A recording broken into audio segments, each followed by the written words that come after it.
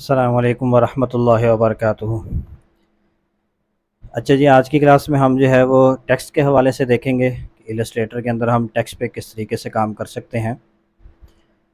Illustrator के अंदर और एडोबी के बाकी जितने भी सॉफ्टवेयर्स हैं उनके अंदर टेक्स्ट को जो है वो टाइप का नाम दिया जाता है। यानी यहाँ पे आप टाइप का लफ्ज़ लिखा हुआ देखें तो आप समझ जाएँ कि इससे मुराद कि टेक्स्ट की बात हो रही है। तो अगर आप ऊपर वाले मेन्यू में देखें तो यहाँ पर भी आपके पास जो है वो टाइप का ऑप्शन मौजूद है। ठीक है, इसमें सारे टेक्स्ट से रिलेटेड आपको ऑप्शंस मिल जाएंगे। और अगर आपने यहाँ पे कुछ लिखना है टेक्स्ट तो उसके लिए आपके पास लेफ़्ट साइड पे जो टूल बार है, इस टूल बार के अंदर हमारे पास जो है वो टाइप टूल मौजूद है। सिंपल आप कीबोर्ड से टी का बटन प्रेस करके भी टाइप टूल जो है वो ले सकते हैं, या आप डायरेक्टली यहाँ से जो आपकी टूल बार है यहाँ से आप टाइप टूल जो सेलेक्ट कर सकते हैं। इसके अंदर एडोबी इलस्ट्रेटर के अंदर हमारे पास जो टेक्स्ट है वो दो तरह का आएगा।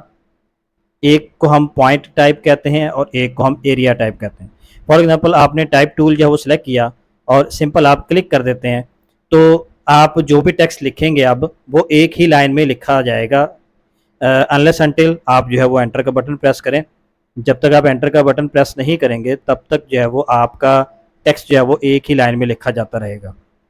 ठीक है जी, फॉर एग्जांपल मैं यहाँ पे लिख देता हूँ जी, my first type text in Adobe Illustrator. ठीक है जी, तो जैसे जैसे मैं लिखता जाऊँगा ये एक ही लाइन के अंदर हमारा टेक्स्ट जो है वो लिखा जाता रहेगा। और अगर मैं इसको रीसाइज करूँगा, फॉर एग्जांपल ये ट्रांसफॉर्म टूल्स आपको नज़र आ रहे हैं तो अगर मैं इसको जो है वो रीसाइज करूँगा तो आप ये देखें कि मेरा टेक्स्ट जो है वो रीसाइज हो रहा है। अगेन मैं आप लोगों को सजेस्ट करूँगा कि जब भी आप रीसाइज करें टेक्स्ट को, जिस तरह बाकी शेप्स के हवाले से मैंने बात की कि कभी भी आपने अपनी किसी भी शेप को या इमेज को स्ट्रेच नहीं करना, ना ही वर्टिकली ना ही हॉरिजॉन्टली। आपने जब भी किसी चीज़ को रीसाइज करना है तो आपने साथ में शिफ्ट का बटन लाजमी प्रेस करना है ताकि उसकी प्रोपोर्शन जो है वो सेम रहे। ठीक है जी, तो अब ये देखें कि मैं इसको जो है वो रीसाइज कर रहा हूँ फ्रेम से पकड़ के, तो मेरा टेक्स्ट जो है वो रीसाइज हो रहा है। दूसरा तरीका हमारे पास क्या है कि अगर आप यही टाइप टूल लेके और क्लिक एंड ड्रैग करके एक एरिया बना लेते हैं तो ये एरिया टाइप आपको जो है वो टूल टेक्स्ट जो है वो समझा जाएगा।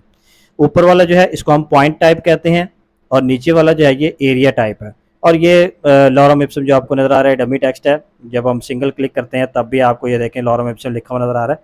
तो ये एक डमी टेक्स्ट है जो बाय डिफ़ॉल्ट आपको इसमें लिखा हुआ नज़र आ रहा है। अब इसमें और इसमें क्या फ़र्क है, इसको मैंने आपको दिखाया कि रीसाइज़ करता हूँ तो टेक्स्ट भी साथ साथ रीसाइज़ हो रहा है, जबकि अगर इसको मैं रीसाइज़ करूँगा तो ये सिर्फ़ और सिर्फ मेरा फ्रेम रीसाइज़ होगा, मेरा टेक्स्ट जो है वो रीसाइज़ नहीं हो रहा। टेक्स्ट का साइज़ वही का वही है क्योंकि ये एरिया टाइप है। तो इसमें अगर आपने टेक्स्ट को रीसाइज़ करना है तो आप सिंपली इस पर डबल क्लिक करें। डबल क्लिक करने के बाद आप जितने टेक्स्ट को आपने रीसाइज़ करना है उसको सिलेक्ट करें। सिलेक्ट करने के बाद आप राइट साइड पे आपके पास जो प्रॉपर्टीज़ बार है यहाँ पे आपके पास तमाम जो प्रॉपर्टीज़ हैं टेक्स्ट की वो आपको यहाँ पर शो होंगी। करैक्टर है, मतलब टेक्स्ट का नाम, फ़ॉन्ट का नाम है, फ़ॉन्ट का स्टाइल है, साइज़ वगैरह एंड एवरीथिंग। ये जो चीज़ें हम डिटेल से इंशाल्लाह जो हमारी नेक्स्ट एडोबे इंडिज़ाइन की क्लासेस होंगी उसमें हम इंशाल्लाह देखेंगे। ठीक होगी जी, तो ये आपके पास दो किस्म के जो है वो टेक्स्ट के ऑप्शन हैं। एक आ गया हमारे पास पॉइंट टाइप और एक एरिया टाइप। अब एडोबी के अंदर क्या होता है, बाज़ औक़ात हम कोई ऐसा फ़ॉन्ट इस्तेमाल करते हैं, फॉर एग्ज़ाम्पल आपने कोई क्लाइंट के लिए लोगो डिज़ाइन किया है, उस लोगो में आपने जो है वो ऐसा फ़ॉन्ट इस्तेमाल किया है जो कि बाय डिफ़ॉल्ट सिस्टम के अंदर इंस्टॉल नहीं होता, पहले से इंस्टॉल नहीं होता।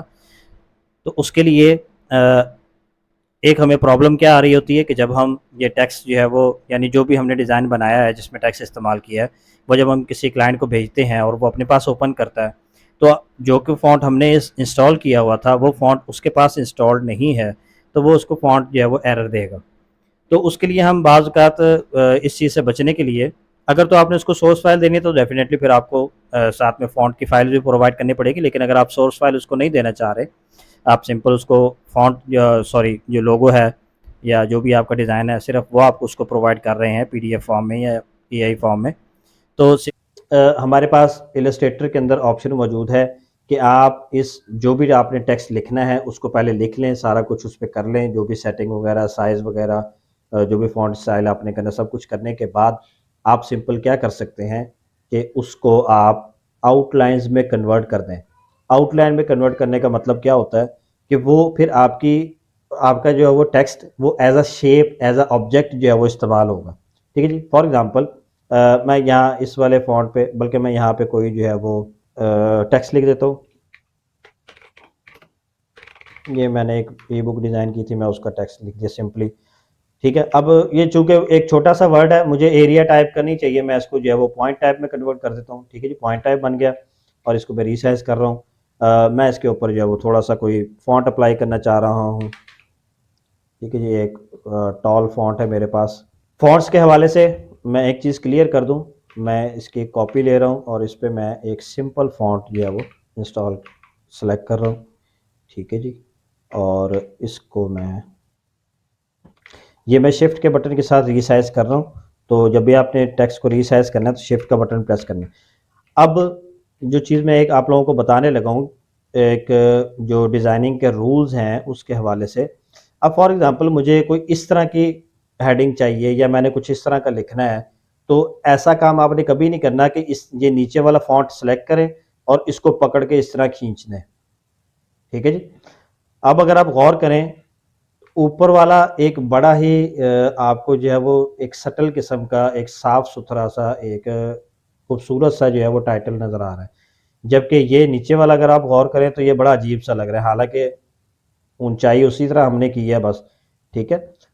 तो बताने का मकसद ये है कि जब कभी आपको इस किस्म की हेडिंग की ज़रूरत पड़े या इस किस्म का फ़ॉन्ट इस्तेमाल करना पड़े, बाज़ औक़ात हम पोस्टर डिज़ाइन कर रहे होते हैं तो उसके अंदर हमें इस किस्म के टॉल फ़ॉन्ट्स जो है वो इस्तेमाल करने की ज़रूरत पड़ जाती है।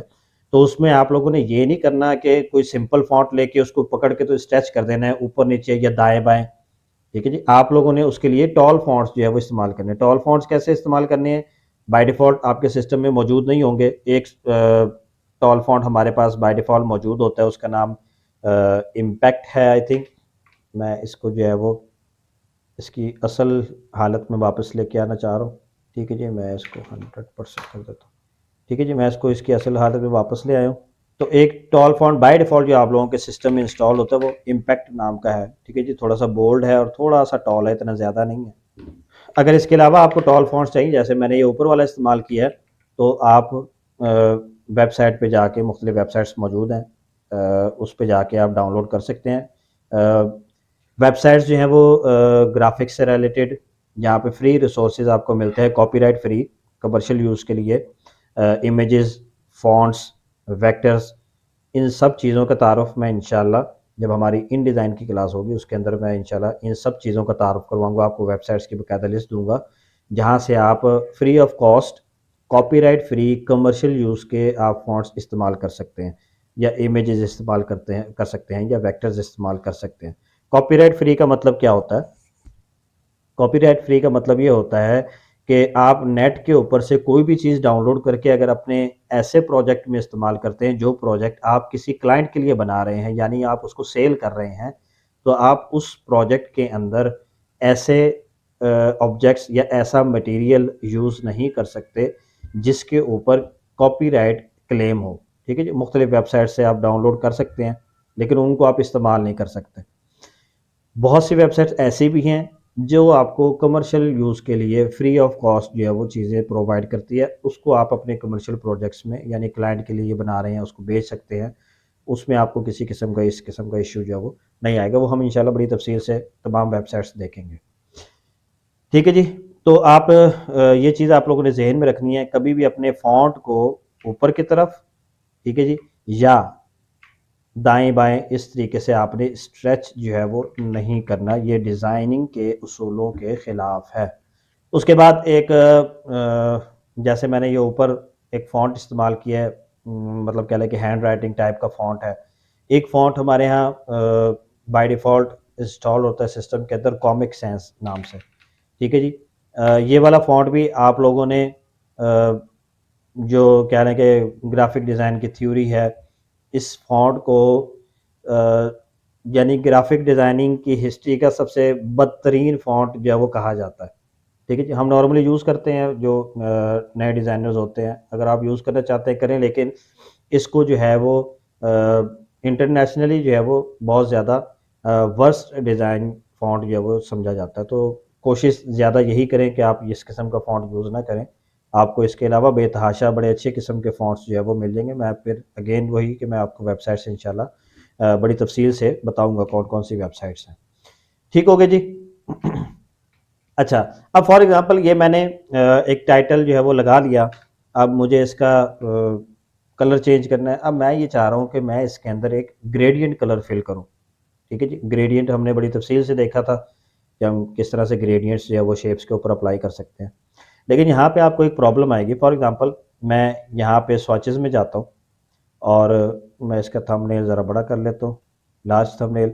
यहाँ पे जो बाय डिफ़ॉल्ट हमारे पास ग्रेडिएंट मौजूद है, मैं ये ऑरेंज और येलो वाला ग्रेडिएंट इस्तेमाल करना चाह रहा हूँ। तो अगर आप गौर करें, मैंने ग्रेडिएंट यूज़ किया है, यानी इस पे क्लिक किया, मैंने टेक्स्ट को सिलेक्ट भी किया हुआ है, तब भी इसके ऊपर कलर अप्लाई नहीं हो रहा। ठीक है? जबकि अप्लाई होना चाहिए। अगर मैं सॉलिड कलर अप्लाई करता हूँ, वो अप्लाई हो रहा है। ठीक है जी? मैंने पिंक किया, हो रहा है अप्लाई, पर्पल करता हूँ, ये भी अप्लाई हो रहा है। इसी तरह मैंने ब्राउन कलर अप्लाई किया, ये भी हो रहा है। ग्रीन भी अप्लाई हो रहा है, येलो भी हो रहा है। जब मैं ग्रेडिएंट कलर अप्लाई करता हूँ, ये वापस ब्लैक हो जाता है। ग्रेडिएंट कलर इसके ऊपर अप्लाई नहीं हो रहा। ठीक है जी? तो ये हमारे पास टेक्स्ट के ऊपर ग्रेडिएंट कलर इस तरीके से अप्लाई डायरेक्टली नहीं होता, ये हमें प्रॉब्लम पेश आती है। अब इस प्रॉब्लम को हम ओवरकम किस तरीके से कर सकते हैं? इसके हमारे पास 2 तरीके हैं। एक तरीका तो ये है कि आप इस टेक्स्ट को कन्वर्ट कर दें अपने ऑब्जेक्ट के अंदर, यानी शेप के अंदर, जिसको हम इलस्ट्रेटर की ज़बान में आउटलाइन कहते हैं। ठीक है जी? ऑप्शन होता है क्रिएट आउटलाइंस का। कोरल ड्रॉ में अगर किसी ने आप लोगों में से यूज़ किया है, कोरल ड्रॉ में इसको कर्व्स कहा जाता है, यानी फ़ॉन्ट को कर्व्स में कन्वर्ट कर देना। ठीक है जी? तो एक तरीका तो ये है कि हम इसको शेप को टेक्स्ट को कन्वर्ट कर दें आउटलाइन में, यानी शेप्स में। दूसरा तरीका हमारे पास मौजूद है। अच्छा, जब हम शेप में कन्वर्ट कर देंगे तो उसमें प्रॉब्लम क्या होगी? फिर बाद में अगर हमने टेक्स्ट में कुछ चेंजेस करनी है तो वो हम चेंज नहीं कर सकेंगे। फॉर एग्ज़ाम्पल मैं इसकी एक कॉपी ले रहा हूँ और मैं इसको कन्वर्ट कर देता हूँ आउटलाइन्स में, यानी शेप्स में। तो उसका तरीका क्या है? आपने ऊपर जो आपका टाइप का मेन्यू है, इसमें जाना है और टाइप के मेन्यू में जाके यहाँ पर आपके पास ये ऑप्शन आ रहा है क्रिएट आउटलाइंस। ठीक है? यहाँ से भी आप कर सकते हैं, या आपके पास जो राइट साइड पे प्रॉपर्टीज़ का पैनल है, इस प्रॉपर्टीज़ के पैनल में बिल्कुल नीचे एंड पे जाके ये आपके पास क्रिएट आउटलाइंस का ऑप्शन मौजूद है। तो जब मैं इस पे क्लिक करता हूँ, अभी ये फॉर एग्ज़ाम्पल मैंने इस पे क्लिक किया, अब आप देखें कि ये मेरा टेक्स्ट जो है वो एडिटेबल नहीं रहा। यानी अगर मैं टाइप टूल लेके इसको एडिट करने की कोशिश करूँगा तो आप देखें कि मैं इसको एडिट नहीं कर पा रहा। ठीक है जी? क्योंकि ये अब हमारा टेक्स्ट नहीं है, बल्कि ये एक शेप के अंदर कन्वर्ट हो चुका है। कैसे? इस पे मैं डबल क्लिक करूँगा तो ये देखें, ये एक ये शेप आ गई मेरे पास, एक ये शेप आ गई, ये मुख्तलिफ शेप्स आ गई मेरे पास। ठीक है जी? तो अब इसके ऊपर मैं ग्रेडिएंट अप्लाई करूँगा तो इसके ऊपर अप्लाई हो जाएगा। ठीक हो गया जी? इसके ऊपर मैं अप्लाई करूँ तो नहीं हो रहा।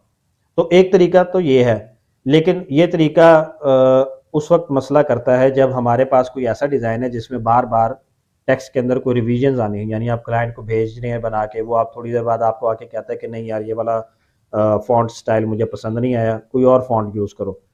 तो अब आप दोबारा टाइप टूल लेंगे, फिर फ़ॉन्ट लिखेंगे, टेक्स्ट लिखेंगे, फिर उसको कन्वर्ट करेंगे आउटलाइन में, फिर उसके ऊपर ग्रेडिएंट अप्लाई करेंगे। तो ये एक बड़ा लेंथी प्रोसेस बन जाएगा। अब बाज़ औक़ात बड़े सरफिरे किस्म के क्लाइंट आ जाते हैं, वो आपसे वो 20-20, 25-25 बार जो है वो रिवीजन करवाएँगे। तो आप तो सर पकड़ के बैठ गए कि यार ये केड़े काम पे आ गया मैं। ठीक है जी? तो दूसरा जो हमारे पास तरीका है, वो इसका सॉल्यूशन है हमारे पास। वो क्या है कि हम टाइप टूल, हमारा टेक्स्ट जो है वो टेक्स्ट फॉर्म में ही रहेगा। आपने डायरेक्टली स्वॉचेस का पैनल यूज़ करके इस पे कलर अप्लाई नहीं करना। आपने क्या करना है कि विंडो मेन्यू में जाना है। ठीक है जी? यहाँ से आप लोगों ने पैनल खोलना है अपीयरेंस का। ठीक है जी? ये अपीयरेंस के नाम से पैनल मौजूद है। आपने ये पैनल खोल लेना। जैसे ये पैनल खोलेंगे, इस तरीके से आपके पास एक पैनल जो है वो अपीयरेंस का आ जाएगा। ठीक है जी? यहाँ से आपने क्या करना है, अपना ये टेक्स्ट यानी इसको सेलेक्ट कर लेना है। टेक्स्ट को सेलेक्ट करके यहाँ पे नीचे आपके पास 2 ऑप्शंस आ रहे हैं। ठीक है जी? Apply sorry add new stroke का, और यहाँ पे आपके पास ऑप्शन आ रहा है ऐड न्यू फिल का।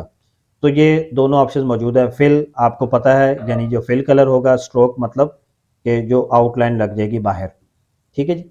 तो इसमें से किसी एक पे भी क्लिक कर दें, आपके पास दोनों ऑप्शन जो है वो ऑन हो जाएंगे। फॉर एग्जांपल मैं फिल पे क्लिक करता हूँ, तो अब आप देखें कि ये ऊपर मेरे पास दो ऑप्शन जो है वो आ चुके हैं। ठीक है जी। एक स्ट्रोक का ऑप्शन, स्ट्रोक पे जो है वो कलर इस टाइम नन आ रहा है, और फिल पे इस टाइम कलर जो है वो ब्लैक आ रहा है। अब अगर इस पे आप ये जो बटन है इस पे क्लिक करेंगे तो आपके पास नीचे वही स्वॉचेस वाला पैनल आ जाएगा। इसमें से अगर आप ग्रेडियंट कलर को सिलेक्ट करेंगे तो अब ये ग्रेडियंट कलर आपका उस टेक्स्ट के ऊपर अप्लाई हो चुका है। ठीक है जी। तो इस तरीके से आप अप्लाई कर सकते हैं। अब ये अपीयरेंस का जो पैनल है, अब ये देखें, ये मेरा टेक्स्ट एडिटेबल फॉर्म में है। मैं इसको अगर बाद में फॉर एग्जांपल मुझे नॉर्दर्न की जगह पे साउदर्न करना है तो मैं साउदर्न कर लेता हूँ। ठीक है जी। ये आपका टेक्स्ट एडिटेबल रहेगा और इसके ऊपर आपने जो भी कलर अप्लाई किया, ग्रेडियंट है या पैटर्न है, जो भी अप्लाई किया वो जो है वो मौजूद रहेगा। अच्छा, अब आपके जहन में आ रहा होगा कि इस पे ग्रेडियंट मैंने अप्लाई किया तो और तरह से नज़र आ रहा है, इस पे ग्रेडियंट और तरह से नज़र आ रहा है।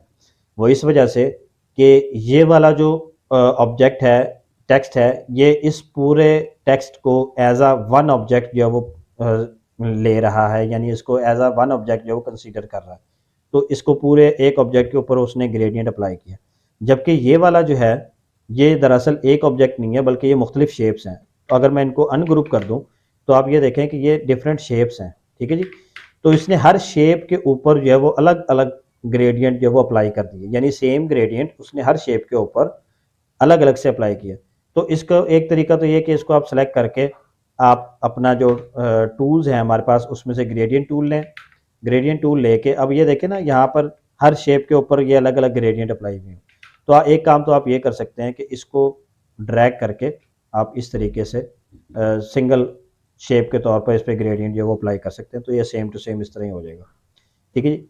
तो अगेन बात वही है कि ये वाला जो ऑप्शन है आपके पास, इसमें आपका टेक्स्ट एडिटेबल नहीं रहेगा, जबकि ये जो आपके पास ऑप्शन है इसमें आपके पास टेक्स्ट जो है वो एडिटेबल रहेगा। फिर उसके बाद हमारे पास एक ये अपीयरेंस का जो पैनल है, इसका एक बड़ा फ़ायदा हमारे पास ये है कि हम इसके ऊपर स्ट्रोक अप्लाई कर सकते हैं। ठीक है जी। फॉर एग्जांपल मैं इस पे आउटलाइन अप्लाई करना चाह रहा हूँ, यही ग्रेडियंट अप्लाई करना चाह रहा हूँ, लेकिन मैं थोड़ा सा ज़रा आप लोगों को सिंपली इसको डिज़ाइन को चेंज करके दिखाना चाह रहा हूँ। मैं ग्रेडियंट के पैनल पे गया, यहाँ से मैंने इसको कर दिया 90 डिग्री, और जो स्ट्रोक है, स्ट्रोक को मैं कर रहा हूँ -90 डिग्री। ठीक है जी। यानी मैंने थोड़ा सा, अगर आप देखें तो जो फिल कलर है उसमें रेड ऊपर है, येलो नीचे, और जो स्ट्रोक है उसमें रेड नीचे और येलो ऊपर मैंने कर दिया, थोड़ा सा शाइनी लुक देने के लिए। स्ट्रोक मैं इसका जो है वो थोड़ा कम कर रहा हूँ, 0.1 mm या बल्कि 0.25 mm। अब इसमें मज़े की चीज़ क्या है कि आप एक से ज़्यादा स्ट्रोक अप्लाई कर सकते हैं। ठीक है जी। फॉर एग्जांपल आपने फ़िलहाल अभी ये वाला स्ट्रोक अप्लाई किया हुआ है, आप इसी स्ट्रोक की एक और कॉपी बना सकते हैं। ठीक है। नीचे जो है वो प्लस का बटन मौजूद है, आप इस पर क्लिक करें तो स्ट्रोक की एक और कॉपी बन जाएगी। अब ये स्टैग्ड स्ट्रोक बनते जाएंगे। ठीक है। फॉर एग्जांपल अब मैं ये जो नीचे वाला स्ट्रोक है इसका कलर मैं चेंज कर देता हूँ, मैं सॉलिड रेड कर देता हूँ, और इसका वह वेट जो है वो बढ़ा देता हूँ। ठीक है जी। बल्कि वेट इसका मैं मज़ीद बढ़ा देता हूँ 0.5। ठीक है जी। अब आप ये देखें कि इस पर डबल स्ट्रोक जो है वो अप्लाई हो चुका है। फिर इसमें एक और चीज़ है कि अगर आप ये चाहते हैं कि स्ट्रोक सिर्फ बाहर की तरफ नज़र आए, अंदर की तरफ नज़र ना आए, तो आप क्या करें कि इस फिल को उठाकर ऊपर ले जाएं। ठीक है जी। फिल का ऑप्शन उठा के आप ऊपर ले जाएंगे तो आपका फिल जो है वो ऊपर आ जाएगा, बाकी आपके स्ट्रोक जो है वो नीचे आ जाएंगे। इसी तरह आप फिल भी डिफरेंट जो वो अप्लाई कर सकते हैं, एक से ज़्यादा, लेकिन वो काम नहीं करेंगे उस वक्त तक जब तक आप कोई ट्रांसपेरेंसी ना करें। वो एक फिर एडवांस लेवल पे आ जाएगी, वो आप लोग बहुत ज़्यादा कंफ्यूज हो जाएंगे।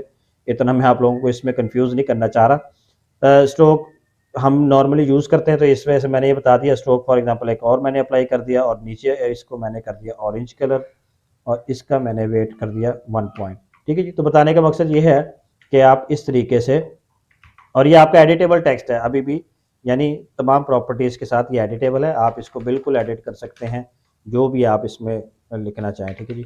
मैं वापस इसको नॉर्दर्न कर देता हूँ तो ये रहेगा, और इसके ऊपर जो जो मैंने चीज़ें अप्लाई की हैं वो सारी की सारी उसी तरह से रहेंगी। बाकी स्ट्रोक की प्रॉपर्टीज़ ये वाली जो है ये हम देख चुके हैं, ठीक है जी, वो सारी की सारी अप्लाई होती हैं, यानी राउंडेड कॉर्नर है, बट कैप है, राउंड कैप है, वो सारी चीज़ें ठीक हो गए जी।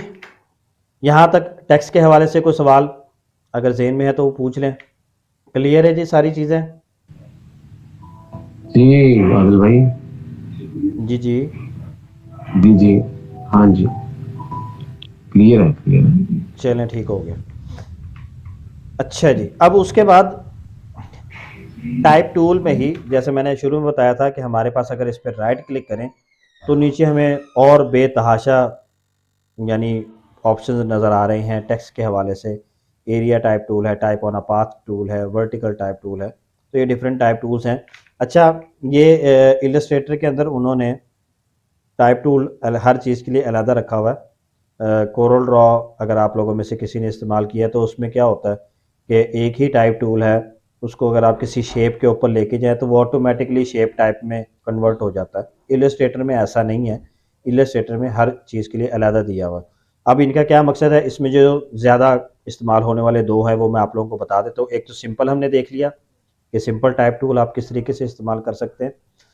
एक दूसरा टाइप टूल है, फॉर एग्जांपल आपको कोई गोलाई में टेक्स्ट लिखना है तो उसके लिए आप क्या करेंगे, पहले एक शेप ड्रॉ करें, ठीक है जी, जिस भी शेप की इस तरह आपको टेक्स्ट चाहिए।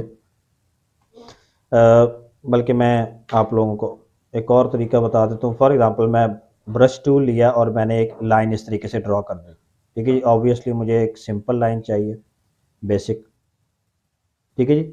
ये मैंने एक लाइन ड्रॉ कर दिया, मुझे इस लाइन के ऊपर टेक्स्ट चाहिए, जिस तरह से ये लाइन लगी हुई है इसी तरह मुझे टेक्स्ट चाहिए, ठीक है जी। तो उसके लिए हमारे पास सिंपल टाइप टूल नहीं आपने लेना, बल्कि इस पर राइट क्लिक करके type on a path tool, ठीक है जी, ये आपने सेलेक्ट करना है।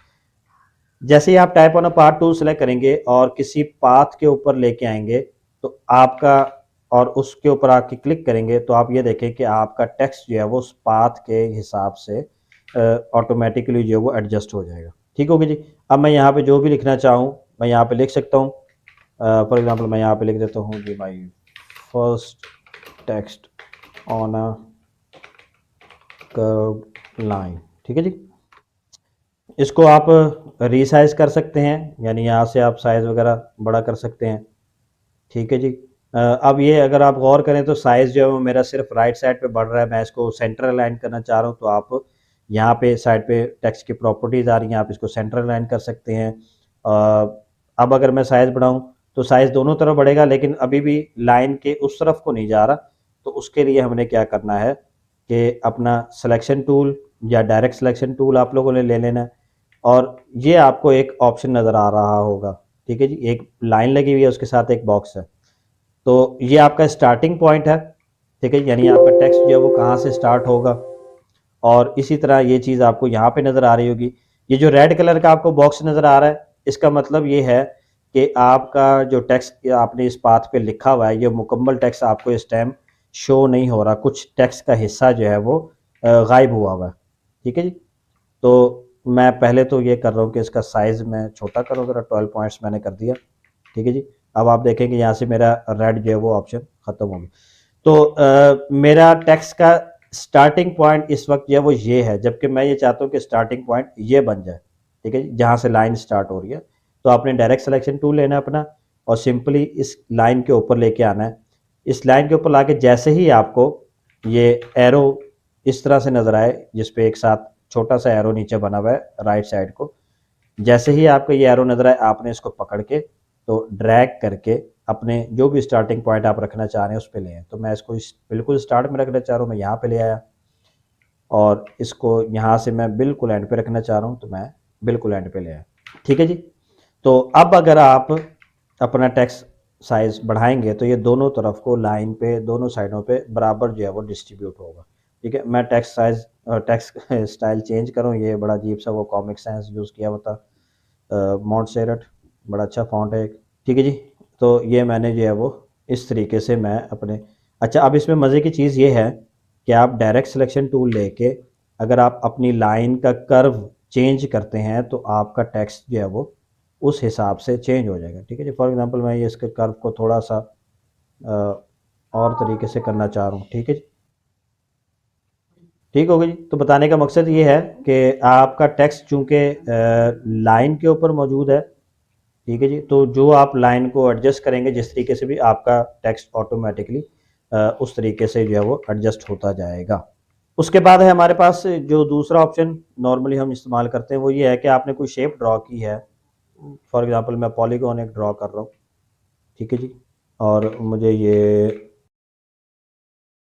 5 पेंटागन चाहिए जी मुझे, ठीक है जी। अब मुझे टेक्स्ट चाहिए इस शेप के अंदर, यानी जिस तरह ये शेप बनी हुई है इसी तरह मुझे टेक्स्ट चाहिए। तो उसके लिए मैं क्या कर सकता हूँ कि अब मैं लूँगा यहाँ से एरिया टाइप टूल, ठीक है जी। एरिया टाइप टूल मैंने सेलेक्ट किया और इसके अंदर मैंने क्लिक कर दिया, ठीक है जी।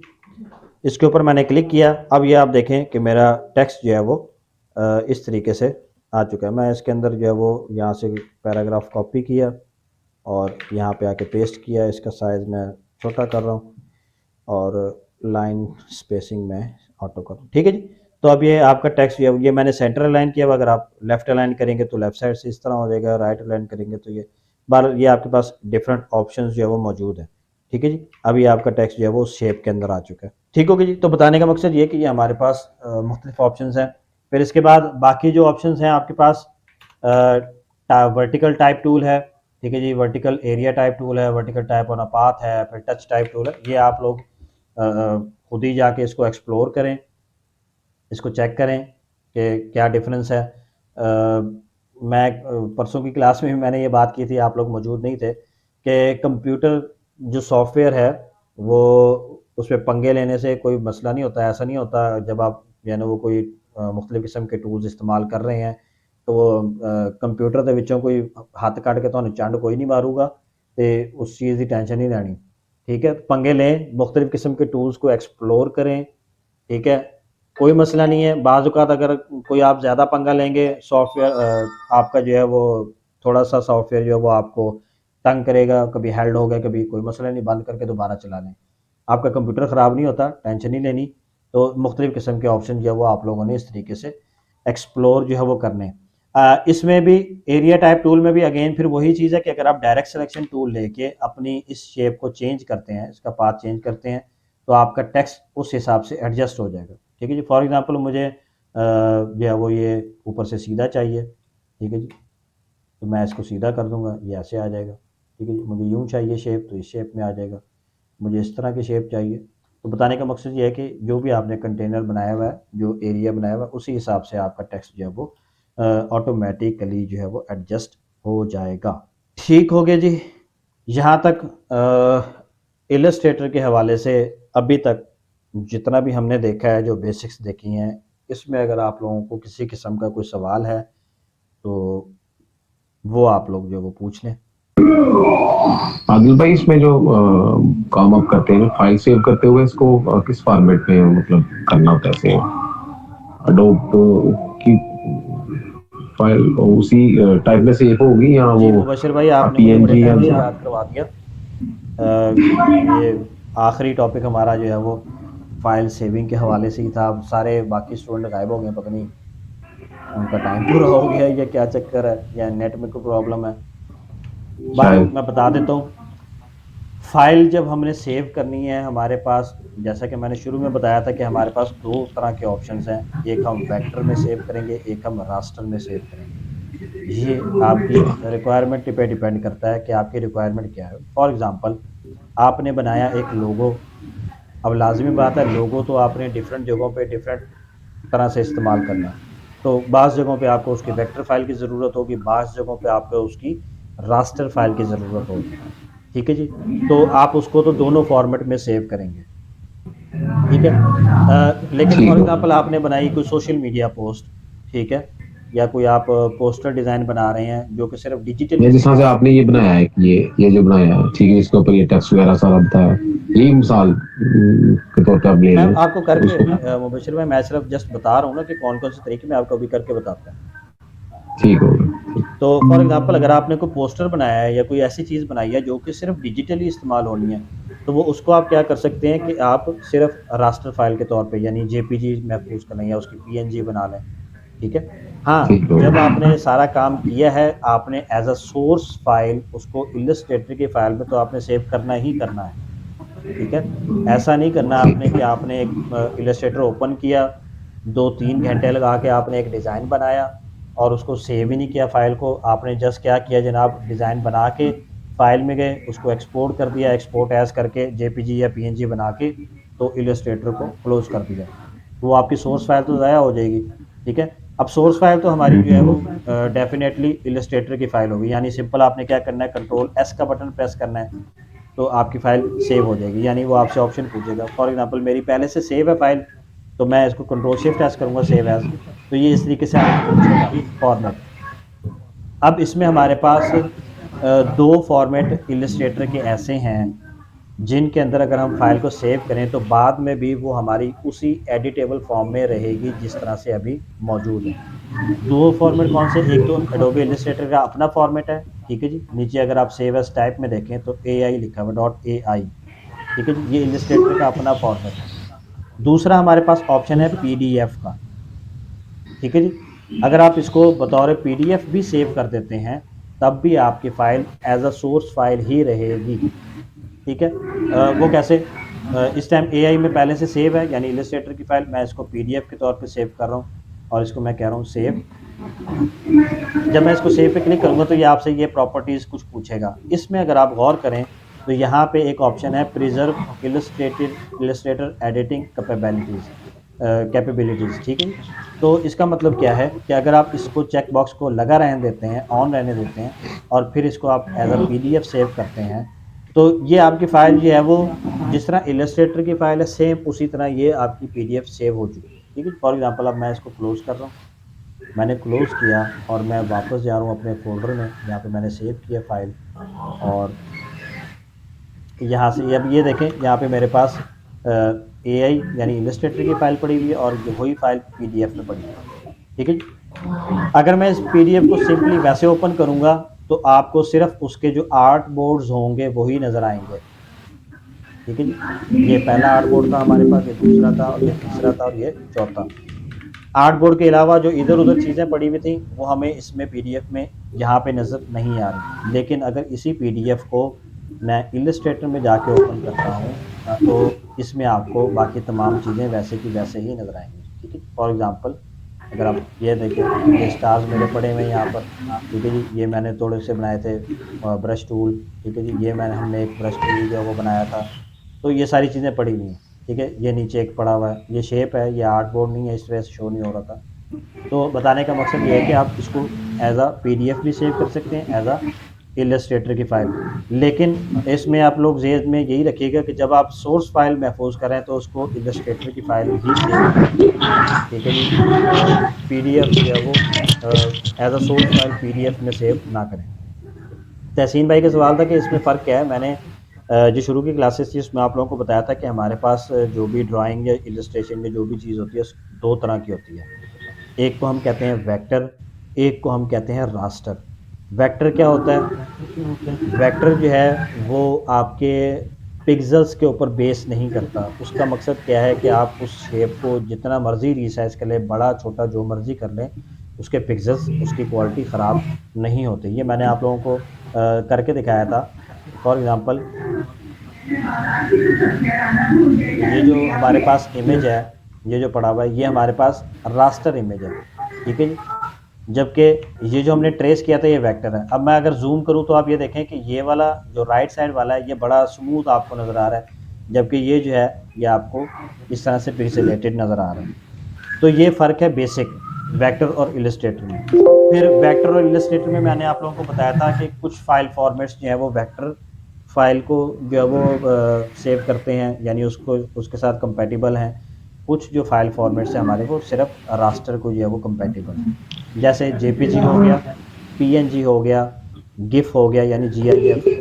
ठीक है जी, ये तीन फॉर्मेट आपके जो है ये रास्टर बेस्ड हैं, यानी अगर आप किसी फ़ाइल को इस फॉर्मेट में सेव करते हैं पीएनजी, जेपीजी या गिफ में, तो वो फ़ाइल आपकी रास्टर बन जाएगी। आप उसको दोबारा जब रीसाइज़ करेंगे तो वो आपको उसके पिक्सल्स में प्रॉब्लम आ रही होगी। यानी 100% जूम पे तो आपको बिल्कुल एक्यूरेट लग रही होगी। जैसे ही आप उसका जूम 100% से या उसका साइज़ 100% से बढ़ाएंगे तो वो फाइल आपकी जो है वो पिक्सेलेट हो जाएगी। वेक्टर फाइल कौन कौन सी है हमारे पास? इलस्ट्रेटर की फाइल, पीडीएफ, एसवीजी, ईपीएस।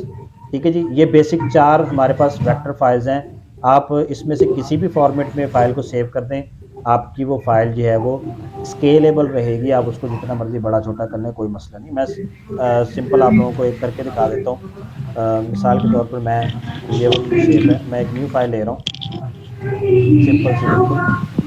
उसके अंदर मैं जो है वो इसको पेस्ट किया। ठीक है जी,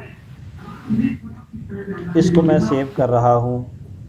इसको मैं ज़रा दरमियान में कर लूँ। इसको मैं सेव कर रहा हूँ पीडीएफ के तौर पर। ठीक है, इसको मैं अनटाइटल ही रहने दें, कोई मसला नहीं। पीडीएफ के तौर पे मैंने महफूज कर दी, पीडीएफ वेक्टर है। अब इसी को मैं सेव कर रहा हूँ, यानी एक्सपोर्ट कर रहा हूँ। हमारे पास एक्सपोर्ट का ऑप्शन है और इसमें से मैं पीएनजी सेलेक्ट कर रहा हूँ। ठीक है जी, और मैंने इसको कर दिया एक्सपोर्ट और कर दिया ओके। अब मैं अपने फोल्डर में जाके आपको दिखाता हूँ। ये हमारे पास दोनों फाइलें आ गई, ये पीडीएफ है और ये पीएनजी है। पीडीएफ को अगर मैं ओपन करूँ तो ये देखें कि हमारे पास वेक्टर फाइल है। अब मैं इसको जितना मर्जी जूम कर लूँ, ठीक है जी, इसके पिक्सल ख़राब नहीं होंगे। ठीक है जी, पिक्सल वैसे ही है ना। जूम कितना हो गया? 6400, यानी 640 टाइम्स मैंने इसको बड़ा कर दिया इमेज को। ठीक हो गया जी।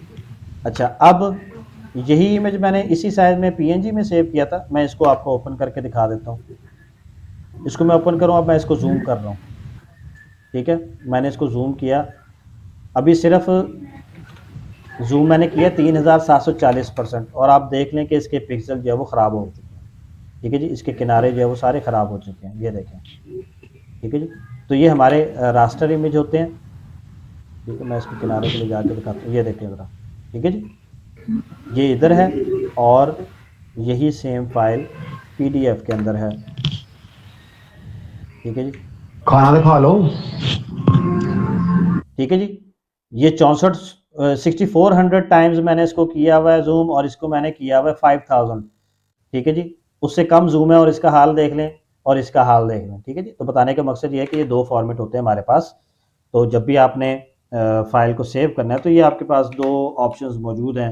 ये आपके क्लाइंट पे डिपेंड करता है। अगर आप सिर्फ क्लाइंट को सैंपल दिखाना चाह रहे हैं तो आप इसको वेक्टर फॉर्मेट में सेव करने की बजाय उसको ये ऐसा ना हो कि वेक्टर फाइल ही दे दें और वो अपने हिसाब से उसको इस्तेमाल करके तो जो भी करना शुरू कर दें। तो आप उसको सिंपल जेपीजी या पीएनजी फॉर्मेट में दे दें। ठीक है जी, तो ये हमारे पास बेसिक 2 मकसद हैं।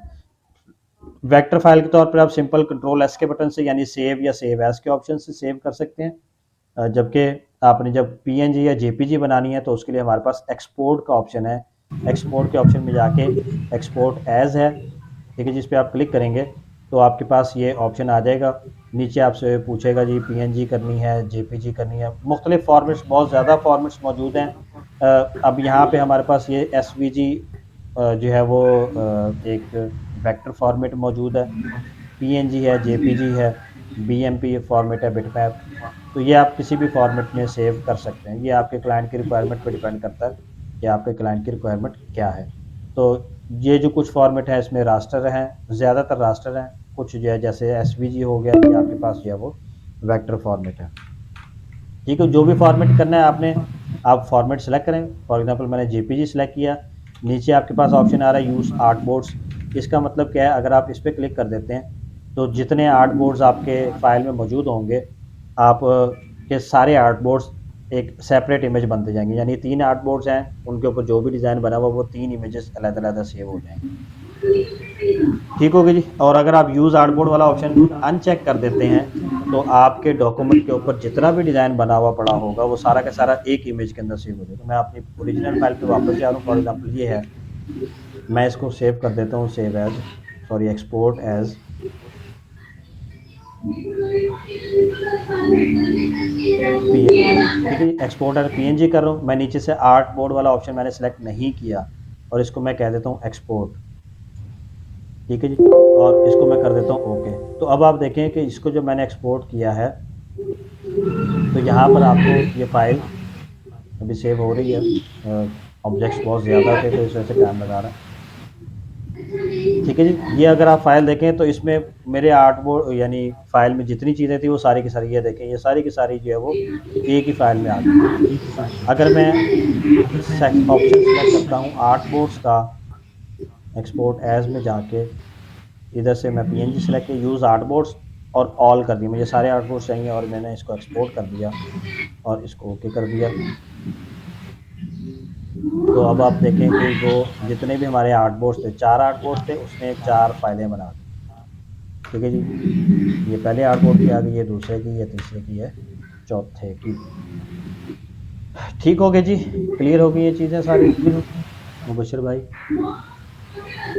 जी जी, बहुत शुक्रिया। चलिए ठीक है जी, आज की क्लास हमारी जो है वो यहीं तक थी।